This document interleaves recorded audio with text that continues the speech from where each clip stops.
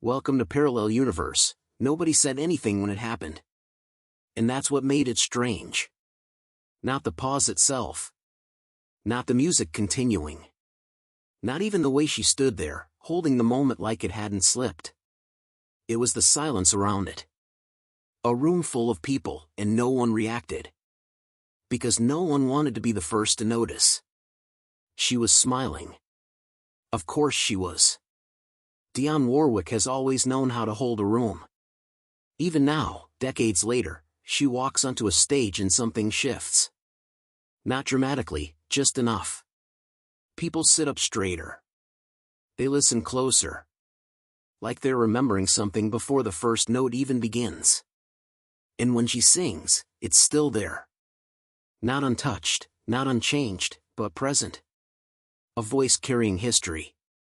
But then, that moment. A pause that didn't belong. The band kept playing. The audience kept watching. And she stayed there, just a second too long. Here's the part people don't say out loud. When someone has performed for over 60 years, you don't question the moment.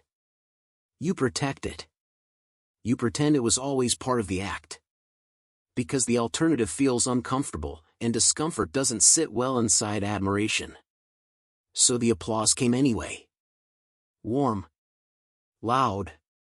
Almost relieved. Like everyone silently agreed, we didn't see anything. But something was there. Not obvious. Not dramatic. Just slightly, out of place. And maybe you felt that before. Not on a stage, but somewhere quieter. A conversation that pauses too long. A thought that almost connects. A memory that arrives incomplete. You don't panic. You just keep going. That's how it starts. Not with loss. Not with fear. But with small interruptions. And here's the unsettling part, the person inside still feels exactly the same. While to everyone else, time is visible, to you, it isn't. Now think about her, not the icon, not the voice, the person. A woman who lived through entire eras.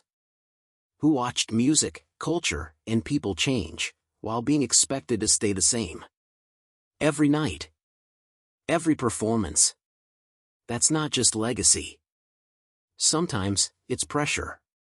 Because when the world decides who you are, where do you go when you start changing? Quietly. Internally. That pause on stage, it didn't feel like performance. It felt like interruption. And interruptions don't come out of nowhere, they build slowly. Over years. Sometimes decades. Long before anyone notices. And that's the danger. The biggest changes don't announce themselves. They whisper.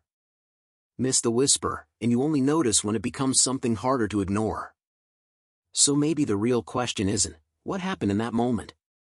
Maybe it's this. When did it actually begin? And why did nobody see it coming? Because it didn't start on that stage. It never does. And maybe, that's what makes it so easy to miss.